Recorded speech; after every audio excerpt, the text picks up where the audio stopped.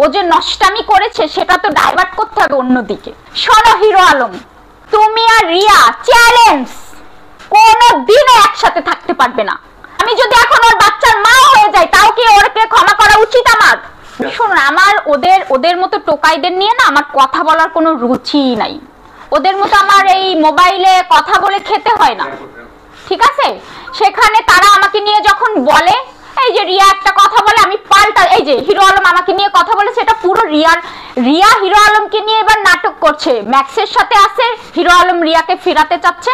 পুরো এবারে সাংবাদিক সম্মেলন হয়েছে, রিয়ার মুখস্থ কথা আলম বলেছে, রিয়ার মুখস্থ কথা যে তুই এই বলবি। তারপরে শোনো হিরো আলম, তুমি আর রিয়া চ্যালেঞ্জ, কোনোদিনও একসাথে থাকতে পারবে না।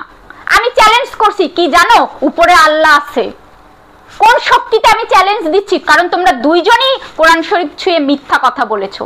তোমরা কখনোই দুইজন একসঙ্গে ভালো থাকতে পারবে না, কখনোই না। উপরের আল্লাহ যদি সত্যি হয়ে থাকে আর আল কোরআন যদি সত্যি হয়ে থাকে, তোমরা কোনোদিন, কারণ তোমরা দুইজনই কোরআন ছুঁয়ে মিথ্যাচার করেছো। উপরে আল্লাহ তো আছে, যেহেতু আমি মুসলিম, আমি আমার আল্লাহর কোরআনকে বিশ্বাস রেখে বলছি, হিরো আলম আর রিয়ামণি বারবার মিলবে, বারবার তারা ছুটে যাবে। আমি মিথিলা কোনো জায়গায় নেই, হিরো আলমের সাথে থু মারি, কখনো আমি কোনো সম্পর্কে যাব না। আর কাবিন তো দূরের কথা, আমার মামলা কোর্টে শাস্তি হবে। 10টা বিয়ে করুক হিরো আলমের, 100 বিয়ে হোক, জেল খাটবে ধর্ষণ মামলায়, ভ্রূণ হত্যা মামলায়।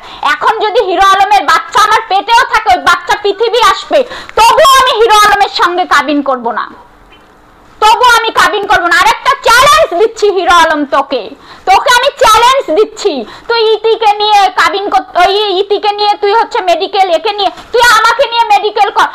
বাংলাদেশের সব সাংবাদিক নিয়ে আমি আর 3-4 মাস পরেই ডাক্তার, আমি মেডিকেল বোর্ড বসায় আমি হচ্ছে সাংবাদিক সম্মেলন করব। তারপরে তুই আমাকে অস্বীকার করবি হিরো আলম? তুই স্বীকার করলে তোকে তো আমি অ্যাকসেপ্ট করব না। আমি কোর্টে বলবো, প্রতিনিয়ত তুই আমাকে ছোট করেছিস হিরো আলম, প্রতিনিয়ত। তুই কি মনে করছিস তোর বাচ্চার মা হয়ে গেলেও আমি তোকে মাফ করব না? আপনারা সবাই বলেন উচিত ওকে মাফ করা? ও এই পর্যন্ত, আমি যদি এখন ওর বাচ্চার মা হয়ে যাই তাও কি ওরকে ক্ষমা করা উচিত আমার? উচিত না। এখন বাচ্চার মা হবেন কিভাবে? আপনাদেরকে আমি সেটা বললামই তো, যে আমি মেডিকেল বোর্ড বসাবো। আমি সাংবাদিকের সামনে ডাক্তার মেডিকেল বোর্ড বসা, আমি একটা জিনিস আপনাদেরকে ক্লিয়ার করব আর 2-3 মাস পরে। আচ্ছা, এইসব কথা পরেই তো বলছি, তারপর আবার আপনারা প্রশ্ন করেন, এটা তো ভালো না।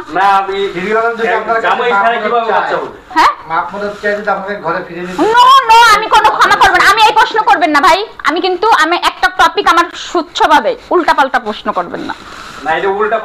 আপনাকে আমি নিজে ক্লিয়ার, আমি প্রশ্ন করে আমি আনসার করেছি, সেখানে আপনি এই ব্যাপারে প্রশ্ন করবেন না। আপনি প্রথমে রিয়ামণির সাথেই আসলেন মিডিয়ার সামনে, এবং তার বাসায় যে টিকটক করলেন, একসাথে খাইলেন, ঘুরলেন ফিরলেন, আবার আলাদা হলেন কিভাবে তার সাথে? ওই যে তাদের দুজনকে আমি মিলিয়ে দিয়েছিলাম, আমাকে নিয়ে হচ্ছে ওর একটা প্ল্যান ছিল, আলমের সঙ্গে সবাইকে, বাংলাদেশের মানুষকে ভালো সাজবে। ও যে শ্বশুরের সেবা যত্ন করেনি, শ্বশুর মারা যাওয়ার পরে যে ওর মুখ ছিল না ওই গ্রামে যাবে শ্বশুরের লাশ দেখতে, ও যে নষ্টামি করেছে সেটা তো ডাইভার্ট করতে হবে অন্যদিকে। এই জন্য আমার সাথে মিলে এগুলো করে একটু ভালো সাজলো জিনিসটা। ওই শ্বশুর, ও যে তখন তো একটাই নিউজ ছিল যে রিয়ামণি শ্বশুর মারা গেছে, লাশ নিয়ে যাচ্ছে, আর রিয়ামণি ম্যাক্স ছবির সাথে ডান্স করছে, এই কথাটা চাপা পড়েছে না এখন?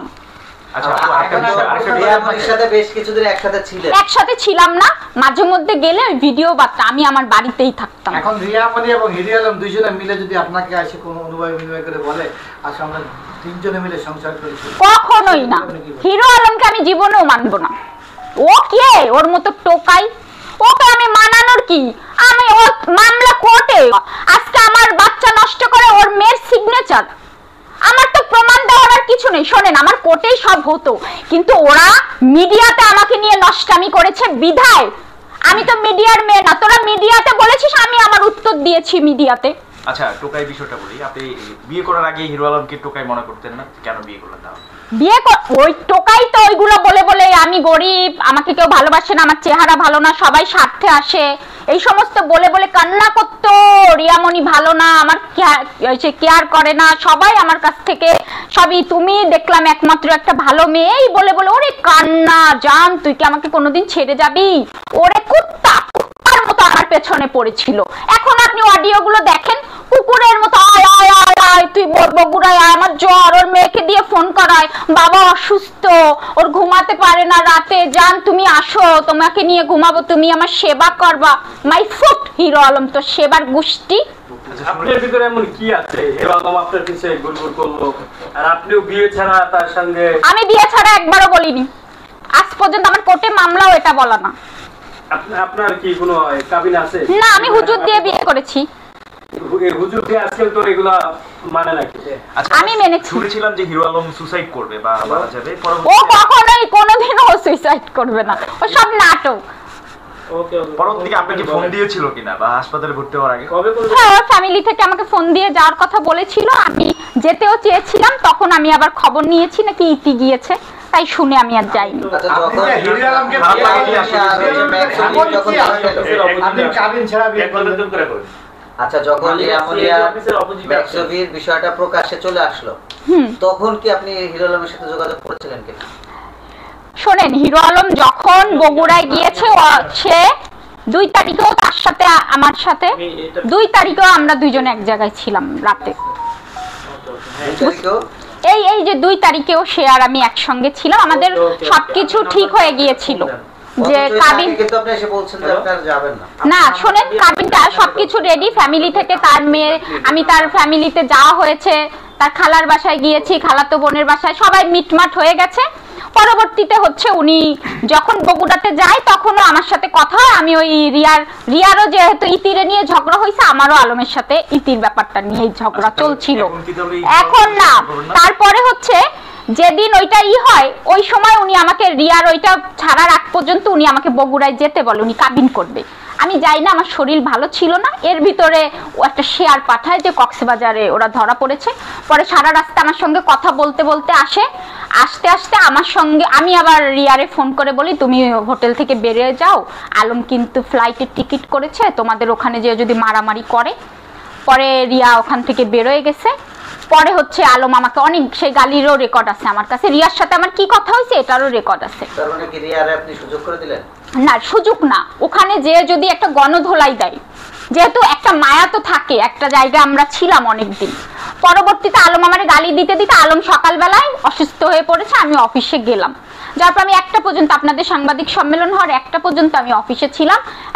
অনেকেই ফোন দিয়েছে, অনেকে ফোন দিছে, এমনকি ইতিকে ভিডিও কল দিয়ে আমাকে দেখাইছে। আপনারা ইতি মেয়েটা মিথ্যা কথা বলবে না, সত্যি আমি জানি না ওর সঙ্গে কখনো কথা হলে যে সত্যি কি মিথিলাকে কি ভিডিও কলে দেখাইছিল আমাকে, ইতির সাথে যে মিথিলা আসছে আমার কাছে, সে খুবই ভীষণ, তার শরীর খারাপ ছিল, আমি 1টা পর্যন্ত ছিলাম।